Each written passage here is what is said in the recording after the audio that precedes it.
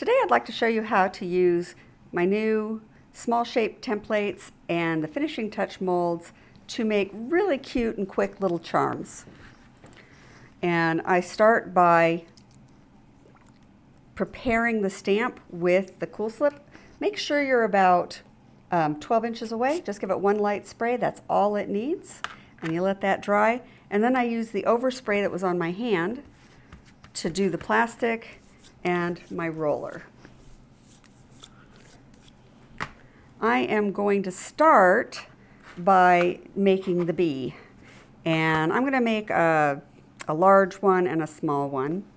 Or a medium one. I'm not going to make a real teeny tiny one, but I could. If I wanted a super tiny charm, I certainly could do the tiny bee. And this does not take very much clay. Do not oil these stamps. If you oil these, it's really hard to get the clay to stick in them. So we're going to just take a tiny little piece of clay and we're going to press it down in there.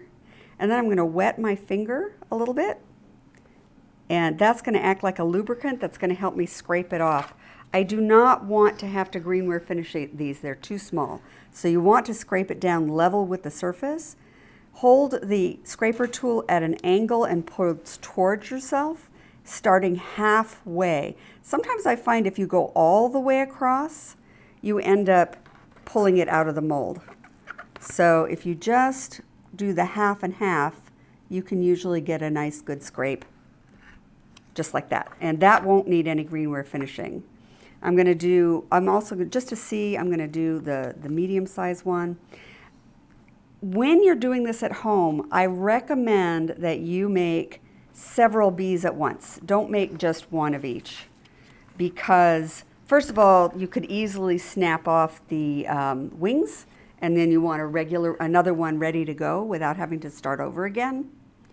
And second of all, they store really well. You can put them in little bead storage jars, and then they're just ready to go whenever you need them. So when I have scraps, little bitty scraps of leftover clay, I make these molds, and then I keep them around, and when I'm ready to use them, I just pull out my box. All right.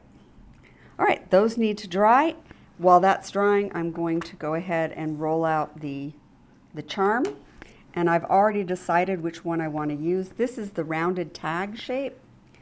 And I'm going to use this square here. Now, this is something that I do. When I decide what size I want, I go ahead and I mark it with a Sharpie. Now that will come off with alcohol. You just use a little rubbing alcohol and it'll come right off.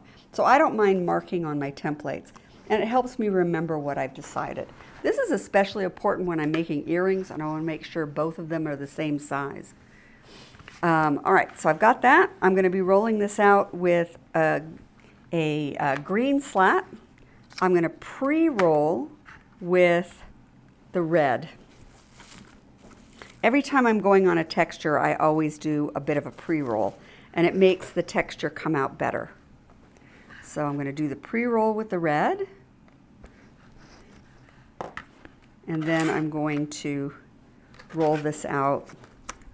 Now, these narrow ones can be tricky to use. So I just put another couple of texture tiles next to them. And then I can lay out my slats, and it's going to work just fine. All right, give that a nice firm roll. And I have a little honeycomb pattern to go with my bee. It's so cute. There it is. And now we're going to cut this out. Do I want it at an angle? Do I want it? Yeah, I think I do want it I don't want it to be, I want it to look kind of random. I don't want it to look too geometric. So there we go.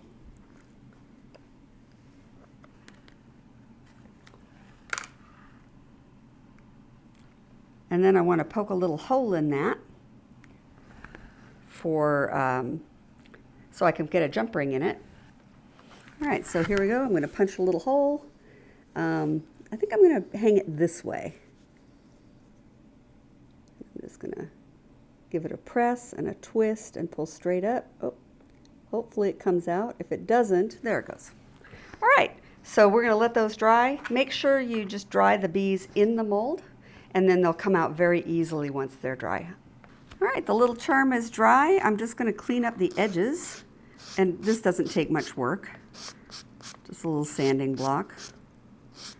And I bevel those edges just a little bit. And then I also want to enlarge that hole just a little bit. And I've got a square file here, a tiny little square file. I find that square files are the best for round holes. And I'm just enlarging that hole a little bit so it'll have good swing on the jump ring that we add to it. All right, so now we want to put on our little bee. So here's our bees, and they should just fall right out. Here, one of them did. That one fell out. Whoop, there's the other one. They come out very easily once they're dry. And then I'm going to decide, which size do I want to use and where do I want to position it. And I'm going to use this bigger bee, and I'm going to put him at an angle. I like him at an angle. So that's where he's going to go. All right, so this little bee is going to wait. I'm going to put him away for a future project, and this little bee is going to get pasted on. And I'm going to put the paste on the back of the bee. So I made a little paste here.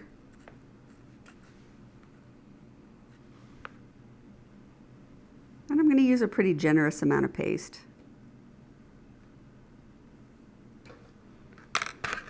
What I found's easiest is to grab his little butt with the tweezers, and now I can position it the way I want.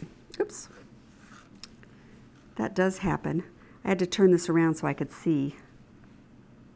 All right, so I need a little more paste. You know what? I can just dip him in the paste. That was probably even easier.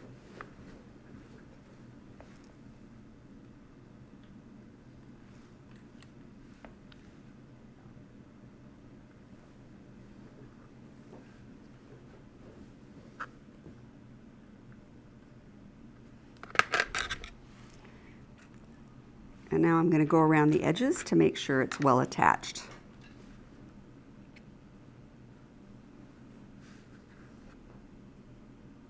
So that'll only take about 5 or 10 minutes to dry, and then it'll be ready to fire. And this project is suitable for torch firing, ultralight firing, or firing in the kiln. Any method of firing you want.